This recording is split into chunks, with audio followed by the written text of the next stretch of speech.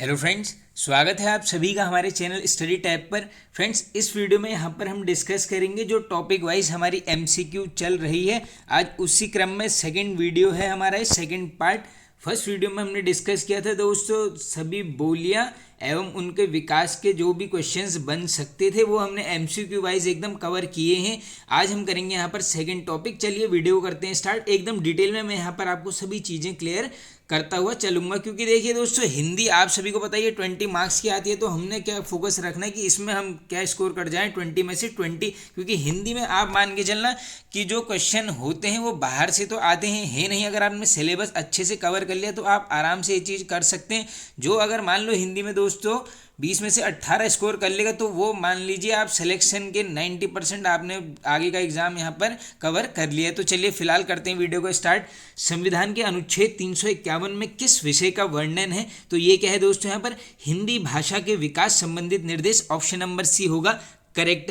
अब देखो यहाँ पर से कैसे कैसे क्वेश्चंस बनते हैं, सिंपल चीज़ें आपको मैं यहाँ पर क्लियर करते हुए चलूंगा। आप बिल्कुल यहाँ पर दोस्तों देखो अलग अलग नोटबुक बना लेना, उत्तराखंड की अलग बना लेना, क्योंकि उसमें भी मैं आपको डीप फैक्ट सब बताता हूँ। वैसे आप हिंदी की भी एक अलग से नोटबुक बना लीजिए, एकदम टॉपिक वाइज टॉपिक का नाम लिख लेना और उसके आगे हम क्वेश्चंस करेंगे। तो देखो अब इसमें कैसे कैसे क्वेश्चन आएंगे निकल के। अगर पूछ लेंगे आपको यहाँ पर राजभाषा का दर्जा हिंदी को कब दिया गया, किस तौर पर, संवैधानिक तौर पर, आंसर करोगे पूरी डेट लिख लेना 14 सितंबर 1949। ये हिंदी दिवस भी मनाते हैं हम, ये आगे वाली डेट को आप यहाँ पर याद कर लेना। अब इसके अलावा दोस्तों कैसे क्वेश्चंस यहाँ पर बन सकते हैं, अगर आपसे ये पूछ लेंगे कि संविधान सभा में हिंदी को राजभाषा बनाने का प्रस्ताव किसने रखा, वेरी वेरी इंपॉर्टेंट क्वेश्चन। संविधान सभा में अगर पूछेंगे हिंदी को राजभाषा का प्रस्ताव, आंसर करोगे यहाँ पर गोपाल स्वामी अयंगर जी के द्वारा ये रखा गया था। हिंदी के साथ मान के चलना स्टैटिक जीके में भी ये क्वेश्चन आपसे पूछा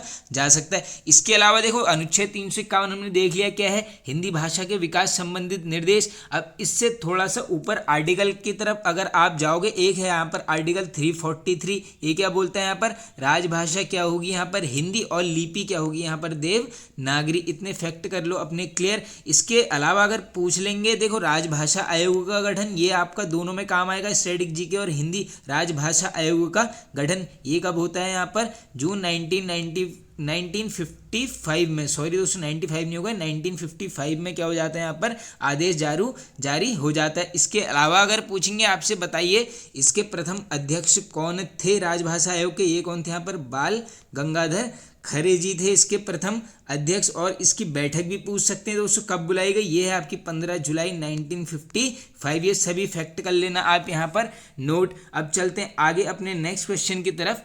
संविधान के किस अनुच्छेद में वर्णित है कि संघ का यह कर्तव्य होगा कि वह हिंदी भाषा का प्रसार बढ़ाए? अब क्या पूछा गया है यहाँ पर, हिंदी भाषा का प्रसार बढ़ाने की बात की गई है, तो ये होगा आपका आर्टिकल 351, यानी ऑप्शन नंबर हो जाएगा यहाँ पर बिल्कुल करेक्ट आंसर। किस लिपि से देवनागरी लिपि का विकास माना जाता है, काफ़ी बार रिपीटेड है दोस्तों, करेक्ट आंसर हो जाएगा ब्राह्मी लिपि, यानी ऑप्शन नंबर सी।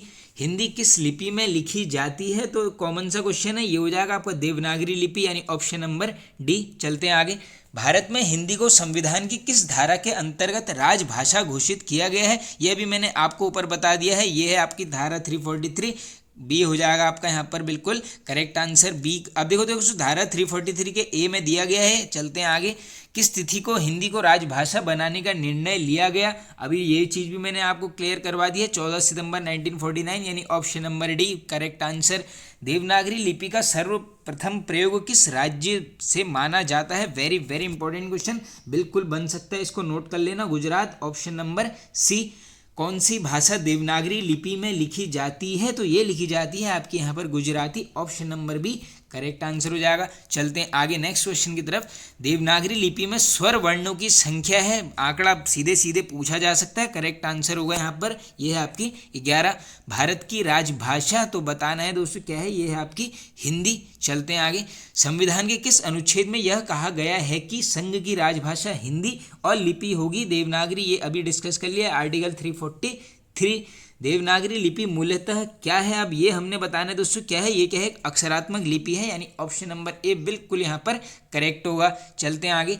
इसमें से कौन सी लिपि नहीं है? अब देखो दोस्तों, 3 लिपियां हैं। एक है भाषा, ऑप्शन के हिसाब से जाएंगे। देखो अरबी बिल्कुल लिपि है, गुरुमुखी है, देवनागरी है, अंग्रेजी ऑप्शन नंबर ए होगा यहाँ पर करेक्ट आंसर। देवनागरी का सर्वप्रथम प्रयोग किसके शिलालेख में हुआ है? Very very important question. ये तो उत्तराखंड में ही क्वेश्चन ऑलरेडी पूछा गया है। Correct answer option number D, जय भट्ट के अभिलेख में प्रयोग हुआ है। क्या है यहाँ पर? देवनागरी का प्रयोग। देवनागरी लिपि का विकास माना जाता है, तो ये माना जाता है दोस्तों आपका यहाँ पर Brahmi, option number D correct. दोस्तों इसी वीडियो के लास्ट में कुछ ऐसे वन लाइनर्स लिए गए हैं जो काफ़ी इंपॉर्टेंट है स्टैटिक जीके की दृष्टि से और हिंदी की दृष्टि से, तो बिल्कुल वीडियो को आप बिना स्किप किए देखा कीजिए एंड तक, क्योंकि काफ़ी यहाँ पर फैक्ट हम डिस्कस करते रहते हैं। देवनागरी लिपि की सबसे बड़ी विशेषता क्या है? तो देखिए दोस्तों, क्या होगी यहाँ पर? सर्वाधिक वैज्ञानिक लिपि है। इसके अलावा ध्वनि के लिए एक संकेत भी देती है, यानी ऑप्शन नंबर सी बिल्कुल करेक्ट हो जाएगा। देवनागरी लिपि के विषय में क्या सत्य नहीं है? अब क्या पूछा गया है दोस्तों? क्या यहाँ पर सत्य नहीं है? तो देख लेते हैं। ये इसकी उत्पत्ति नागर ब्राह्मणों से मानी जाती है, ये बिल्कुल करेक्ट है दोस्तों। यह वर्णात्मक लिपि है, ये मिल गया गलत। ये दाएं से बाएं नहीं दोस्तों, बाएं से दाएं होना चाहिए था, ये हो गया आपका गलत, यानी बी और सी दोनों क्या है यहाँ पर असत्य कथन है। अब चलते हैं आगे। नेक्स्ट भाषा और लिपि है, तो ये हमने बताना है दोस्तों ये क्या है, ये क्या है? एक दूसरे के पूरक, यानी ऑप्शन नंबर ए बिल्कुल चांसेस हैं बनने के, याद कर लीजिए। आगे चलते हैं। लिखित वर्ण संकेतों की सहायता से भाव या विचार की अभिव्यक्ति को क्या कहते हैं? तो इसे बोला जाता है दोस्तों लिपि, यानी option number C correct answer. चलते हैं आगे। उच्चारित ध्वनि संकेतों की सहायता से भाव व विचार की अभिव्यक्ति कहलाती है, तो ये दोस्तों डायरेक्टली डेफिनेशंस पूछ रहे हैं, ये क्या कहलाएगी यहाँ पर? भाषा, ऑप्शन नंबर डी बिल्कुल बन सकता है। देवनागरी में अ की 12 खड़ी का सुझाव किसने दिया था? अब ये मुझे लग रहा है दोस्तों कि फॉरेस्ट गार्ड में ये मैंने देखा था, एक यहाँ पे स्टूडेंट ने, मुझे यहीं रहते हैं हमारे आसपास, उसने पेपर दिया था अपना, ये क्वेश्चन ऐसे ही पूछा गया था। करेक्ट आंसर कर लो, काका साहेब कालेलकर, ऑप्शन नंबर बी हो जाएगा। अब देखो एक इनकी मैं बुक भी बता देता हूँ आपको, ये है आपकी हिमालय की यात्रा, ये फैक्ट भी निकल के आता है, ये आपका उत्तराखंड जीके में भी काफ़ी बार पूछ लेते हैं। चलते हैं आगे। पंजाबी की लिपि है, तो ऑप्शन से इजी हो जाएगा, गुरुमुखी, यानी ऑप्शन नंबर डी। आगे चलते हैं। उत्तर प्रदेश सरकार द्वारा गठित लिपि सुधार परिषद की 28-29 नवंबर 1953 को पहली बैठक हुई, इसकी अध्यक्षता किसने करी थी? अब देख लो डायरेक्टली, लिपि सुधार परिषद की जो अध्यक्षता हुई थी, इसकी तिथि नोट कर लो, 28-29 नवंबर 1953, और इसकी जो अध्यक्षता की गई थी दोस्तों, यह किया गया था उस समय जो तत्कालिक हमारे उपराष्ट्रपति थे डॉक्टर सर्वपल्ली राधाकृष्णन जी, यानी ऑप्शन नंबर ए बिल्कुल होगा यहाँ पर करेक्ट आंसर। चलते हैं आगे।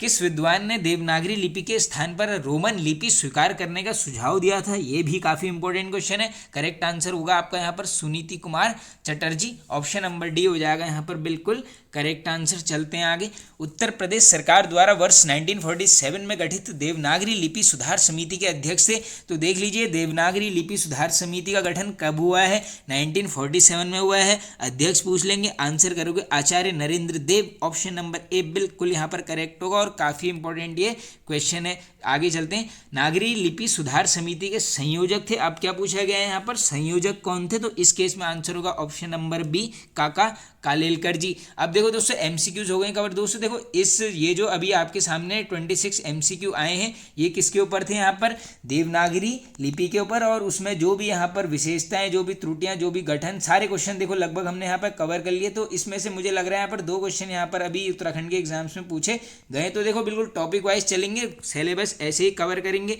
उत्तराखंड का भी हमने ऐसे ही किया हुआ था, आप सभी रेगुलर वीडियोस देखते रहना। अब देखो कुछ ले रखे हैं यहाँ पर वन लाइनर्स, डायरेक्टली निकल के आएंगे। देखो संस्कृत भाषा की अपभ्रंश है, ये है आपकी पाली। अपभ्रंश को पुरानी हिंदी का, ये जो वन लाइनर आएंगे सारे एग्जाम्स में पूछे गए, बिल्कुल याद करते हुए चलना। अपभ्रंश को पुरानी हिंदी किसने बोला? चंद्र शर्मा गुलेरी ने। अपभ्रंश व पुरानी हिंदी के मध्य के समय को क्या बोला जाता है? तो इस दोनों के बीच के काल को क्या बोलेंगे यहाँ पर? संक्रांति काल, बिल्कुल बन सकता है क्वेश्चन। चलते हैं आगे। बांग्ला, बिहारी, उड़िया भाषाओं का उद्भव किस अपभ्रंश से हुआ है? वेरी वेरी इंपॉर्टेंट क्वेश्चन, ये हुआ है आपका मागधी अपभ्रंश से। बनारस क्षेत्र की बोली को क्या कहा जाता है? तो ये बोला जाता है काशी की बनने के चांसेस काफ़ी आए हैं। हिंदी का प्रथम कवि, तो ये कौन है दोस्तों? सरहपाद जी। आगे चलते हैं। हिंदी का प्रथम मौलिक नाटक, ये है आपका नहुष। आगे चलते हैं। हिंदी का प्रथम उपन्यास, तो ये क्या है दोस्तों, परीक्षा गुरु किसके द्वारा रचित है, लाला श्रीनिवास दास। दो अलग अलग क्वेश्चन बन सकते हैं।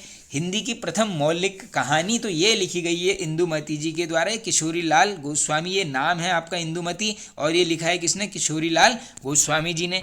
हिंदी का प्रथम महाकाव्य, ये काफ़ी रिपीटेड रहता है दोस्तों, ये है आपका पृथ्वीराज रासो, रचय करता है यहाँ पर चंद बरदई जी। आगे चलते हैं। हिंदी का प्रथम दैनिक पत्र, ये आई होप सबको रटा होगा दोस्तों, समाचार सुधावर्षण। हिंदी की प्रथम पत्रिका, ये है आपकी संवाद कौमुदी। इसमें बताना आप कमेंट करके इसके रचयिता यहाँ पर कौन है, ये काफ़ी बार हमने डिस्कस किया है। आगे चलते हैं। प्रेमचंद की प्रथम कहानी, अब देखो हिंदी की बात आएगी तो मान के चलना इनसे क्वेश्चन बनेगा, ये है आपकी पंच परमेश्वर। हिंदी के प्रथम कवयित्री की बात करें, ये है आपके यहाँ पर मीराबाई। चलते हैं आगे।